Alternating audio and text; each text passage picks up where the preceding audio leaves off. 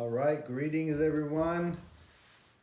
We're back together again on what is turning out to be my show where I like to take another look at things. And the thing I would like to take a look at today is a lot different than what I've been talking about the last few days as far as challenges with police harassment and checks and balances in the city, in this country, I should say. But what I wanted to do was talk about something a lot different today, and probably by the title of this YouTube clip, you can tell. It's about the motivation of killing JFK. Now, a lot of times, of course, when it comes to JFK, we think to ourselves, oh, we've heard so much about JFK, we don't want to hear anything else about JFK. And I understand that to a certain degree. There's sometimes I feel like I have JFK information just coming out my ears. There's just too much stuff, and I almost feel as if we're never going to come to a resolution when it comes to finding out what happened with JFK. But upon thinking about this some more, I am almost positive that we're going to find out who killed JFK. The only huge drawback to this was, and I personally believed it was designed like this from the very beginning, to construct the assassination of JFK in a way that if it were found to the public who did this, so much time had passed that it will kind of absolve any kind of liability. After all, if you kill somebody and 60, 70 years later they find out and it was you or the other person that did it, and they're in some old folks home or dead or something like that, obviously that you're not going to find any kind of accountability there. But what I wanted to focus on today is something that hasn't been focused on, has been looked at a lot with the aspects of the JFK killing, in the sense that when we have a murder, a police investigator likes to look at a few different things: who did it, how they went about doing it, what the murder weapon was, and last but not least, what the motive was. And today I'm just gonna want to stick to the motive. What was the motive for killing President John F. Kennedy? Now, when we start to look at all the motives for killing President Kennedy, it's kind of like peeling open an onion. The more layers you peel open, the more it reeks. Now, aside from a lot of the things I can start, which a lot of people talk about, the motives are some of his connections with the mafia. The motives are the CIA had their own motives. But let's take a moment to think about what these motives were. What I also meant to point out is we've examined multiple times how he was killed. Who killed him? Was it Oswald? Was there multiple shooters? Was it just that magic bullet that did it? But once again, not necessarily what the actual motive was for killing the President of the United States. Now, I don't mean to ramble on, but this is very, very important. We got to remember that the President of the United States had a vice president by the name of Lyndon Johnson. Now, if you talk to a lot of the old folks that commented and are still around to tell you about Lyndon Johnson. The people that politicians that met him and said things, their own opinions about him themselves, would describe him as a complete psychopath. President Kennedy's own brother, Bobby Kennedy, described Johnson as an animal. Later on, Nixon described Johnson as a wild animal. This is an individual that was being indicted for at least a couple murders before he got into the vice presidency and eventually became the president. He had a personal assassin, a personal hitman by the name of Malcolm Mac Wallace that would do a lot of his dirty work for him. So we kind of look at the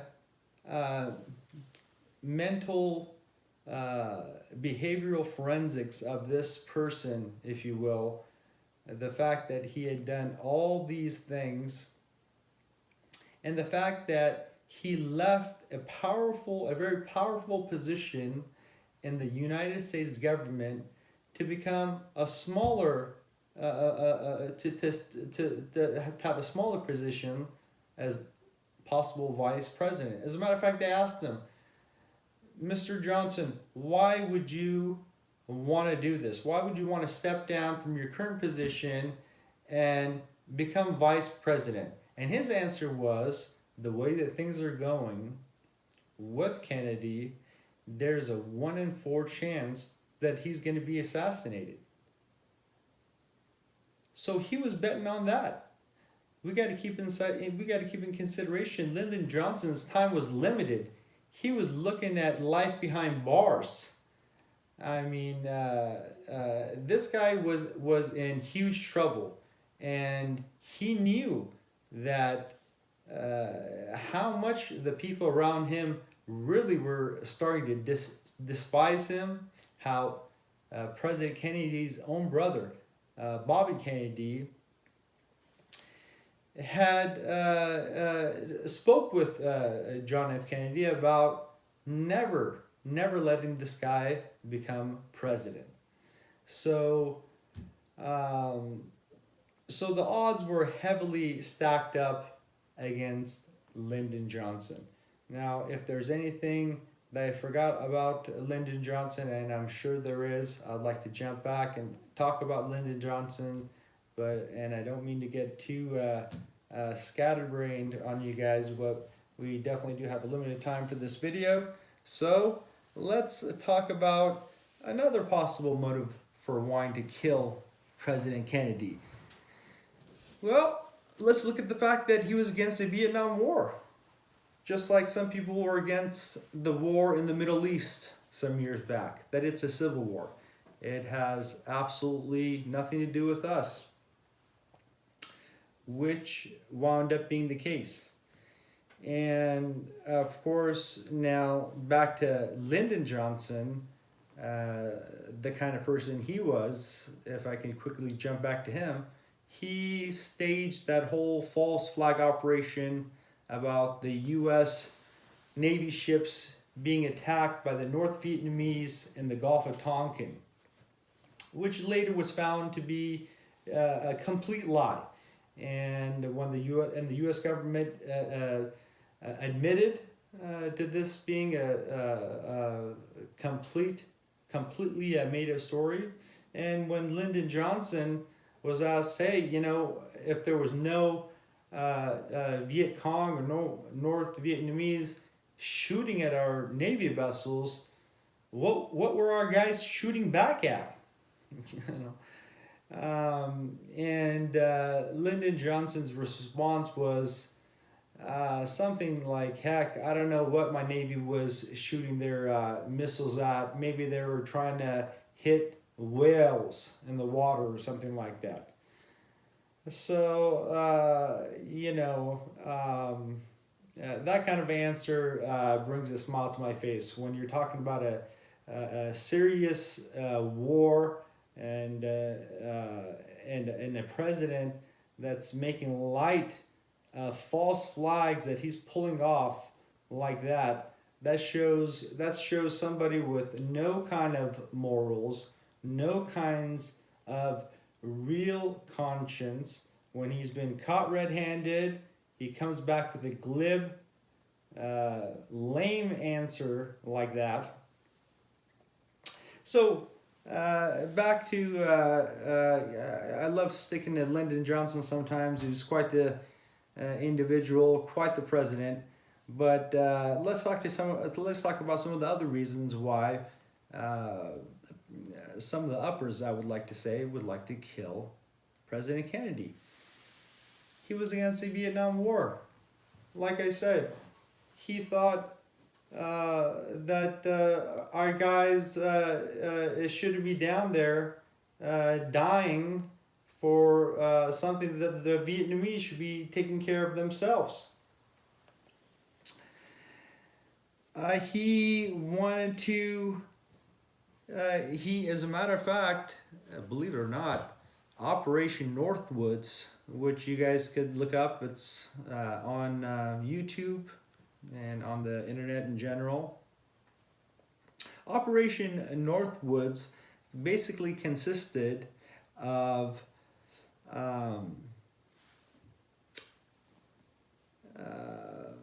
having U.S. military and going into places where this was with the at the same time with the Cuban Missile Crisis as a pretext of invading Cuba, as we tried to do with the Bay of Pigs. We went in there and started shooting normal American citizens. Now, of course, this wasn't executed. Kennedy vetoed it last second. This was approved by the state senate, and it was put on his table. It was finally vetoed. But what the U.S. was planning on doing is shooting U.S. citizens and blaming it on the Cubans to give another false flag to stir up the American people to go into Cuba and kill Castro, which once again, Castro, we tried to kill him many times. We tried to kill him with cigars, with this and that.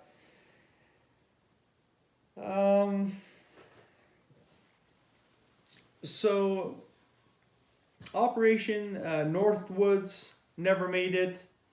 The Bay of Pigs was another huge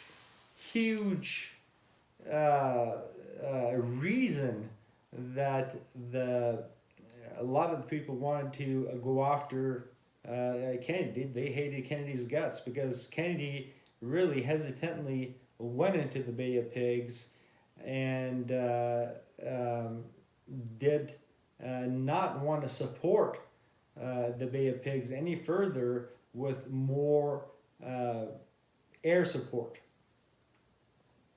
So as a result, we lost. We didn't achieve our mission in the Bay of Pigs.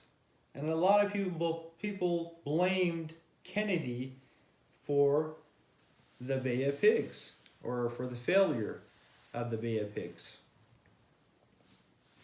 Now, we also got to remember that this is a president that gave us that famous speech that we know the very tail end of it, where he says, "Ask not what your country can do for you, but ask what you can do for your country," something like this. Well, that part of the speech was interesting, and if you look at the whole the entirety of the speech, it's just as interesting, if not more interesting. At least I found it to be. Because what he's talking about is how basically here in the U.S. and in the world, we have globalists, we have basically undercover conspiracies of evil people that he plans on exposing before his term is up.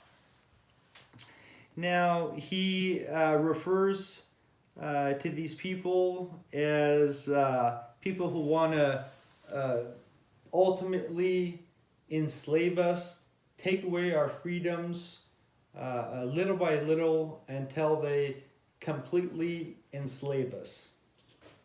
And once again, before his term was up, he said he's going to let us know about this whole mess.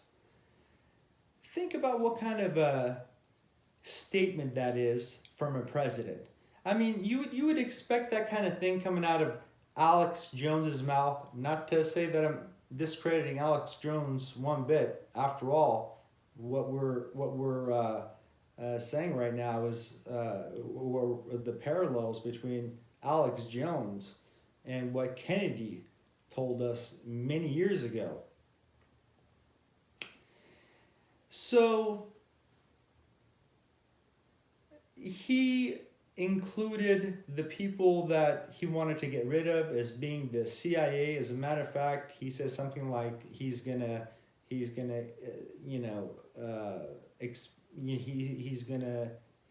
disband the CIA into 1,000 pieces or something like that. Don't quote me on the exact words. And he also was big after going after the Federal Reserve. And as far as I'm concerned, hooray for that. Any of you guys that are, I'm sorry to say it, brainwashed into thinking that the Federal Reserve is somehow a good entity for the United States is sadly mistaken. I don't want to get too far into this, but when the Federal Reserve prints cash, prints money out of thin paper, all they're doing is robbing 1 cent out of the dollar bill you have in your pocket. Now, if I'm robbing you like that, you might not notice that you're being robbed. If out of that dollar, I take 50 cents out of it, and you notice, hey, my buck can only buy half the things that I used to be able to get with that dollar, you might not notice it. And somebody like Ben Bernanke will get on TV with some weirdo graphs and try and tell you that this is because the inflation went up a little bit because this and that and the other thing. When the real truth is, no, him and his cronies decided to chop some more money. Where they decided to do this, we don't know. How much money they printed, we don't know. To which one of the banks, the cartel banks or the central banks they gave it to, we don't know. The Federal Reserve is not audited. And some people are very surprised to find that out, but the Federal Reserve is not audited. They take our money, but they will not tell us where they're allocating our money. So long story short, he wanted to go off the Federal Reserves. He wanted to go after big government in general.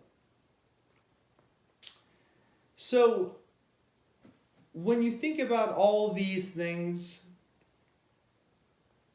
when you think about the fact that on the very day that he died, it was Lyndon Johnson that had encouraged him to take that drive through Dallas in that courtyard. The governor had specifically stated that if Kennedy does not want to come here for this appearance, tell him not to come at all.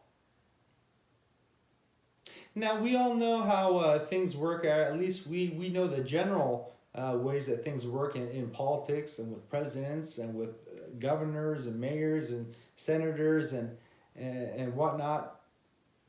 Since when has a governor addressed a president like that? You come and do this in my town square, or you don't come at all. I mean, that kind of thing doesn't happen. That kind of thing doesn't happen.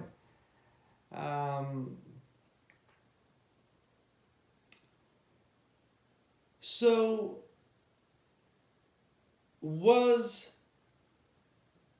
President Kennedy killed by a conspiracy of multiple people in a covert operation trying to get rid of him? Or, and was the motivation with all these people that I just listed?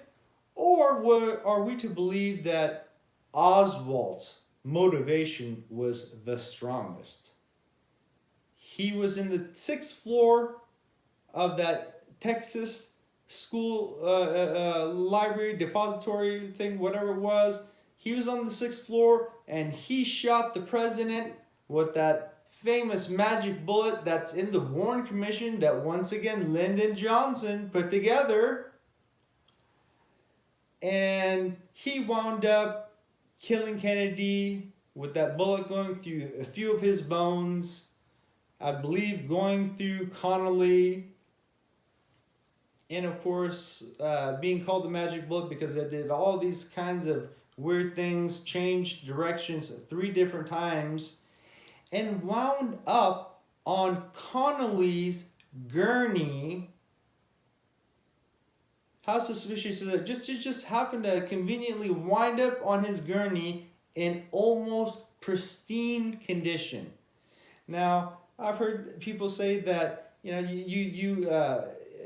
that bullet, it looked like there was hardly anything wrong, like it was shot into water. Well, let me tell you, you shoot a bullet even into water, and you're going to get a huge disformation of that bullet, let alone into bones and into flesh.